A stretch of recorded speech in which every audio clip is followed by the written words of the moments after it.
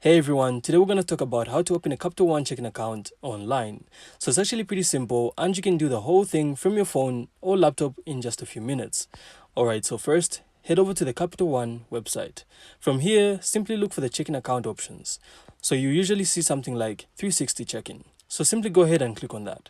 Right after that, you then have to hit the button that says open an account. Next, you might also see a message that asks if you already have a Capital One login. So it'll say something like sign in for a faster experience. So this is super handy because it can save you a few steps if you already bank with them. Next, you then have to go through the application and fill in some basic information. So things like your name, address, date of birth, and social security number, which is pretty standard stuff. So if you signed in with an existing account, some of this will already be pre-filled, which makes it even faster.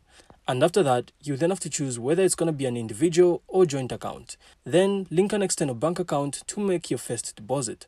Usually the minimum to open is really low and sometimes there is literally no minimum at all, which is nice. And once you review and submit everything, Capital One will then confirm your details and boom, your new checking account will be ready to go. So you can immediately set up online banking, order a debit card and start using the Capital One mobile app to manage your money.